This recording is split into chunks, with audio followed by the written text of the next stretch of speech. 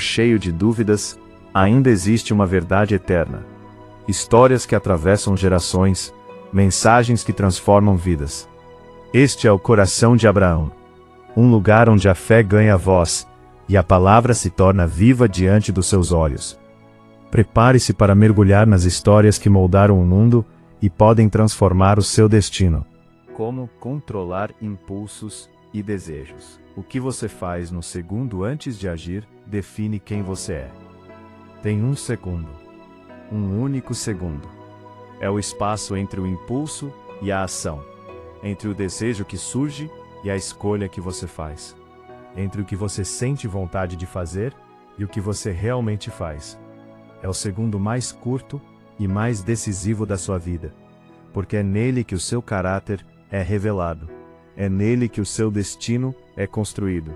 E é nele que a batalha entre quem você é agora e quem você quer se tornar é travada todos os dias. E a maioria das pessoas nunca aprendeu o que fazer nesse segundo. O resultado é uma geração de cristãos que amam a Deus genuinamente, que frequentam igrejas, que cantam louvores com lágrimas nos olhos, mas que continuam sendo escravos dos próprios impulsos, que continuam cedendo às mesmas tentações de sempre, que continuam tomando decisões no calor do momento, que destroem em segundos o que levou anos para construir, que continuam se perguntando, por que eu sei o que é certo, e ainda assim faço o que é errado? Paulo fez exatamente essa pergunta, e ele era o maior teólogo do Novo Testamento. Porque não faço o bem que quero, mas o mal que não quero, esse pratico. Romanos 7,19. Isso não é confissão de fraqueza vergonhosa. É a descrição mais honesta da tensão mais real da vida cristã. A tensão entre o que a nova natureza deseja e o que os impulsos da carne continuam exigindo. Essa tensão é real. Ela existe em você. E hoje a gente vai endereçá-la. Não com julgamento, não com legalismo, não com uma lista de regras que vai durar 3 dias antes de quebrar, mas com a verdade bíblica profunda e com ferramentas práticas que o Espírito Santo disponibilizou para que você possa viver, não como escravo dos seus desejos, mas como senhor deles. Você foi chamado para a liberdade, não a liberdade de fazer o que quer, a liberdade de fazer o que é certo, mesmo quando o impulso está gritando o contrário. Essa liberdade está disponível para você. E a jornada começa agora. Parte 1.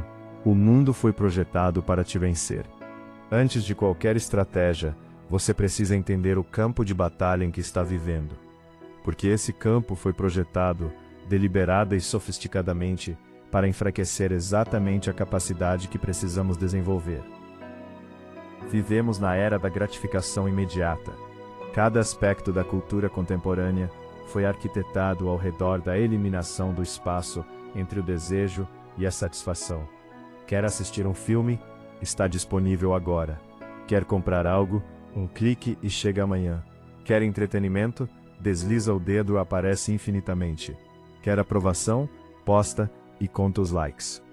O espaço entre o desejo e a satisfação, que por toda a história humana foi uma escola natural de paciência e autocontrole, foi progressivamente eliminado. E com ele, a capacidade de tolerar a frustração, de adiar a gratificação e de agir a partir de valores, em vez de impulsos, foi sendo atrofiada. O crente do século XXI está travando a batalha do autocontrole em um campo de batalha que foi especificamente projetado para o inimigo ganhar.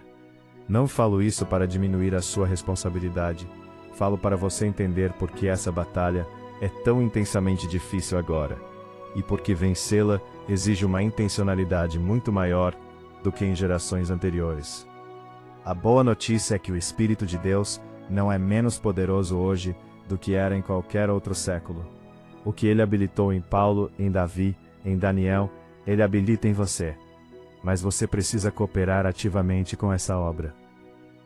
Você precisa querer a transformação mais do que quer o conforto do impulso satisfeito. Parte 2. A anatomia do impulso. Para controlar algo, você precisa entendê-lo. Um impulso não é simplesmente fraqueza ou falta de fé. Ele é um evento que acontece em etapas.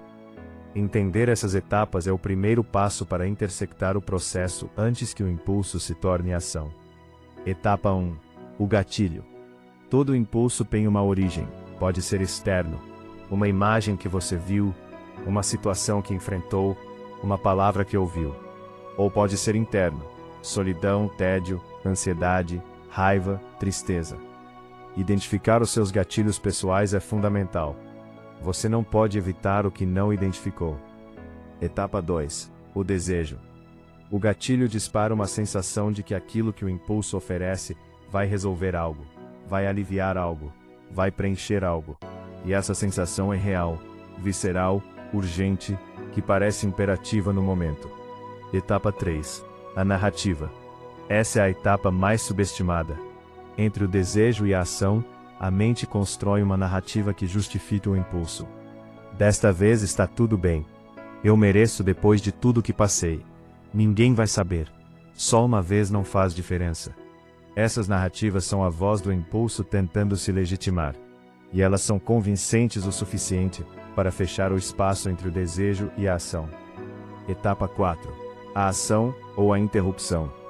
Aqui é onde a batalha é ganha ou perdida. Se a narrativa não foi questionada, se o espaço foi fechado rápido demais, o impulso se torna ação. Se o espaço foi preservado, se a narrativa foi examinada, o impulso é interrompido. Etapa 5. A consequência. O impulso foca no prazer imediato e obscurece a consequência futura. Trazer essa consequência de volta ao campo de visão é uma das estratégias mais poderosas de interrupção do ciclo. Parte 3. O que a Bíblia diz sobre os desejos. A Bíblia não é ingênua sobre os desejos humanos. Ela não diz, desejos são maus, elimine-os todos. A realidade bíblica é muito mais honesta do que isso. Os desejos em si não são necessariamente maus. Deus criou o ser humano com a capacidade de desejar, de apreciar, de querer. O problema não é o desejo em si, é o desejo desordenado. O desejo que se desconectou do seu propósito original e que passou a buscar fora de Deus o que só pode ser verdadeiramente encontrado em Deus. Agostinho capturou isso com uma das frases mais profundas da história cristã. Nos fizeste para ti, Senhor, e o nosso coração vive inquieto, enquanto não repousa em ti. A inquietude que alimenta os impulsos não é um defeito a ser eliminado, é um indicador de uma necessidade legítima que está sendo endereçada para o lugar errado. O apetite sexual é um presente de Deus. Desordenado ele se torna luxúria e destruição. O desejo de aprovação é uma necessidade legítima. Desordenado, ele se torna dependência de validação que escraviza. O desejo de conforto é parte do design humano. Desordenado ele se torna vício e hedonismo. O objetivo não é eliminar os desejos, é reordená-los. E Gálatas 5,16 é a chave para isso. Andai no Espírito, e não comprareis os desejos da carne. Não é luta com a carne para vencê-la. É andar no Espírito de forma tão intensa que a carne vai progressivamente perdendo espaço. A estratégia não é a supressão forçada do desejo errado. É a alimentação tão intensa do desejo certo que o errado se enfraquece. Parte 4. Os inimigos do autocontrole. Existem 5 condições que consistentemente enfraquecem a sua capacidade de autocontrole. Reconhecê-las é reconhecer as suas vulnerabilidades, e a vulnerabilidade conhecida pode ser protegida. O cansaço depleta o autocontrole. Elias entrou em colapso espiritual imediatamente após a maior vitória do seu ministério, porque estava exausto. 1 Reis 19, 3-4. E a resposta de Deus não foi uma pregação sobre fé fraca. Foi comida e sono. 1 Reis 19, 5-7. O descanso é uma prática espiritual de autocontrole. A fome emocional abre portas. Quando você está emocionalmente faminto, carente de conexão, de propósito, de presença, qualquer coisa que ofereça alívio imediato parece muito mais tentadora. Endereçar essa fome de formas saudáveis é proteção preventiva contra impulsos que exploram o vazio. A solidão enfraquece. Deus disse antes do pecado entrar no mundo: não é bom que o homem esteja só. Gênesis 2:18. Os impulsos prosperam no isolamento, porque não há nada e ninguém que os interrompa. A raiva fecha o espaço. É talvez o estado emocional que mais compromete o autocontrole, porque ela ativa intensamente o sistema de reação imediata. Na vossa ira não pequeis. Efésios 4:26. A instrução não é não sentir raiva, é não pecar na raiva. E isso exige preservar deliberadamente o espaço que a raiva quer fechar. O estresse crônico depleta os recursos. Uma pessoa em estado de estresse crônico tem menor tolerância à frustração e maior propensidade a buscar alívio imediato, mesmo que esse alívio seja destrutivo. Gerenciar o estresse não é luxo espiritual, é necessidade. Parte 5. As estratégias que realmente funcionam. Chegamos ao coração prático desta mensagem. Essas estratégias têm raiz bíblica profunda. Não são atalhos, são disciplinas, e disciplinas exigem prática consistente antes de se tornarem naturais. Mas quando se tornam naturais, mudam tudo. A primeira estratégia é a pausa sagrada. Viktor Frankl escreveu: entre o estímulo e a resposta, há um espaço. Nesse espaço, está o nosso poder de escolher. Na nossa resposta está o nosso crescimento e a nossa liberdade. Esse espaço é onde o autocontrole acontece. Na prática, 24 horas antes de qualquer compra não planejada. 1 hora antes de enviar uma mensagem escrita em raiva. 3 dias antes de tomar qualquer decisão relacional significativa, num momento de emoção intensa. Tiago 1,19. Todo homem seja pronto para ouvir, tardio para falar e tardio para se irar. Tardio, preservando o espaço. A segunda estratégia é conhecer os seus gatilhos. José conhecia o seu, e fugiu dele literalmente. Gênesis 39:12. Ele não ficou para testar a própria força de vontade. Removeu o corpo da situação de risco. Isso não é fraqueza. É sabedoria extraordinária que custou o manto, mas salvou a integridade. Às vezes a estratégia mais poderosa não é resistir frontalmente. É se remover da situação que dispara o impulso, antes que ele atinja o pico. A terceira estratégia é examinar a narrativa. Desta vez está tudo bem? Está mesmo? Ou é a mesma coisa que você disse na última vez, e na vez anterior, e tem um padrão que você está recusando enxergar? Ninguém vai saber? Paulo instrui a destruir os argumentos e toda altivez que se levanta contra o conhecimento de Deus. 2 Coríntios 10:5. A narrativa do impulso é um argumento, e argumentos podem ser destruídos quando são examinados à luz da verdade. A quarta estratégia é trazer o futuro para o presente. Moisés resistiu aos tesouros do Egito porque tinha os olhos fitos na recompensa. Hebreus 11:26. Quando o impulso surge, faça a pergunta: se eu agir assim, como vou me sentir amanhã? Em 1 ano? Quem vai ser afetado? O que vai custar que agora estou ignorando? Tornar as consequências futuras vívidas e reais no momento presente é uma das formas mais eficazes de reduzir o poder do impulso. A quinta estratégia é substituir, não apenas parar.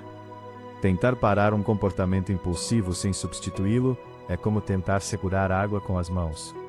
A natureza humana aborrece o vácuo. Identifique o que o impulso está realmente tentando providenciar. Alívio, conexão, prazer, escape, e encontre uma alternativa saudável. O impulso de comer emocionalmente pode ser substituído por caminhar. O impulso de consumir conteúdo vazio pode ser substituído pela palavra. O impulso de explodir pode ser substituído por escrever o que sente antes de falar. A sexta estratégia é a prestação de contas. Eclesiastes 4, 9 e 10. Melhor são 2 do que 1, porque se um cair, o outro levanta o seu companheiro. A prestação de contas não é uma ferramenta de vergonha, é uma ferramenta de força. Ter alguém que conhece as suas lutas específicas, que faz perguntas reais, que celebra o progresso e que não te deixa racionalizar as recaídas. Esse relacionamento raramente aparece por acidente, precisa ser buscado. A sétima e mais profunda estratégia é a renovação de identidade. A maioria das pessoas tenta controlar impulsos como um comportamento separado da identidade. Eu sou alguém que tem esse problema e estou tentando parar. Mas a mudança de identidade é mais poderosa do que a mudança de comportamento. Porque o comportamento se alinha com a identidade. Se alguém está em Cristo, Nova criatura é, as coisas velhas já passaram, eis que tudo se fez novo. 2 Coríntios 5,17. Você não é mais a pessoa que era escrava desses impulsos. Você é uma nova criatura. Quando o impulso surge, e você o recusa não porque está tentando ser melhor, mas porque isso não é quem eu sou em Cristo. A resistência opera de um lugar muito mais sólido do que a força de vontade.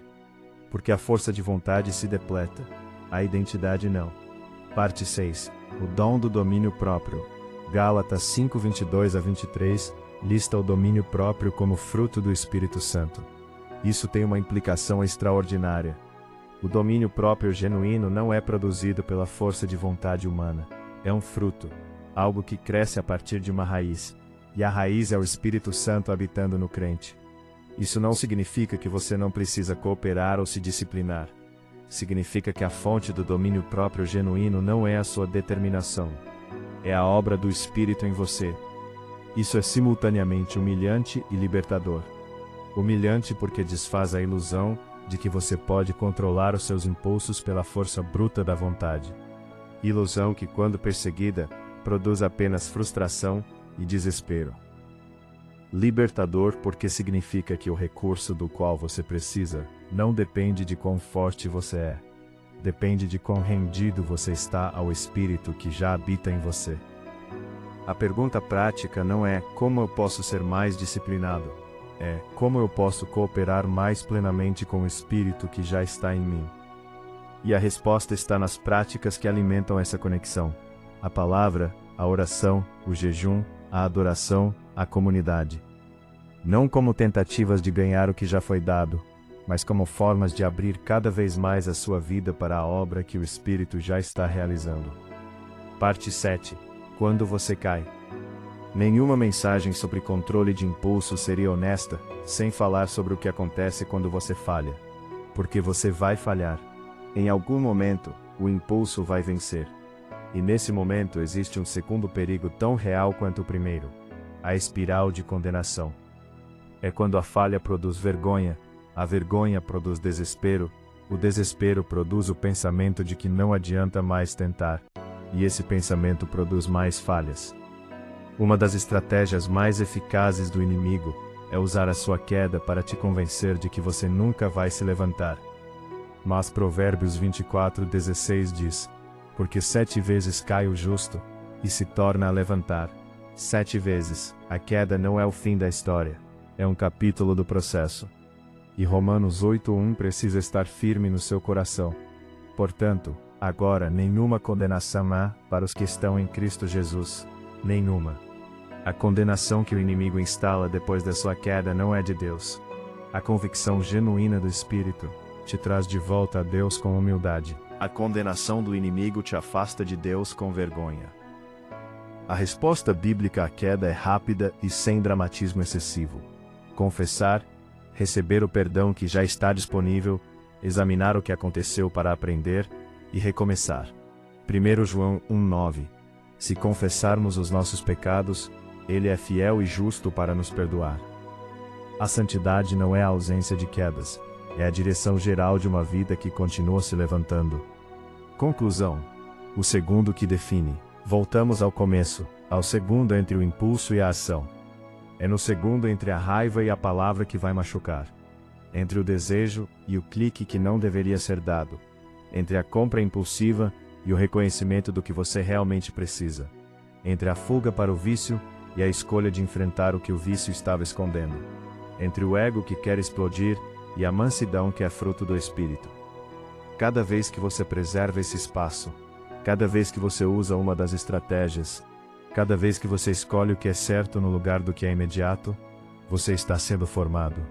O caráter não é construído em momentos grandiosos, é construído em segundos ordinários, onde a escolha certa era difícil e você a fez assim mesmo. E ao longo do tempo, esses segundos se acumulam. Os segundos formam hábitos, os hábitos formam o caráter forma o destino, e o destino é o testemunho que a sua vida deixa, sobre o poder de Deus que transforma pessoas comuns em pessoas extraordinárias, não pelos seus próprios méritos, mas pela graça que disciplina e pelo Espírito que frutifica. Você não é escravo dos seus impulsos. Você é filho do Deus que é livre. E essa liberdade está disponível para você. Um segundo de cada vez, uma escolha de cada vez, um dia de cada vez. Com o próximo segundo. Amigo, se essa palavra nomeou uma batalha que você estava travando em silêncio, faz 3 coisas agora. Curte o vídeo. É simples, mas ajuda essa mensagem a alcançar quem está preso num ciclo que não consegue quebrar sozinho. Comenta aqui embaixo. Qual é o impulso que mais te desafia? Qual estratégia você vai começar a aplicar hoje? Me conta.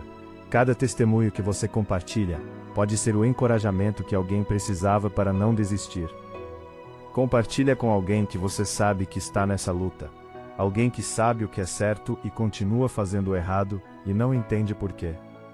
Essa palavra pode ser o que Deus vai usar para libertar essa pessoa. E se ainda não está inscrito, se inscreve e ativa o sininho. Toda semana tem palavra nova, preparada com oração e profundidade real para a sua caminhada com Deus. Até a próxima. Que o Espírito Santo fortaleça em você o fruto do domínio próprio.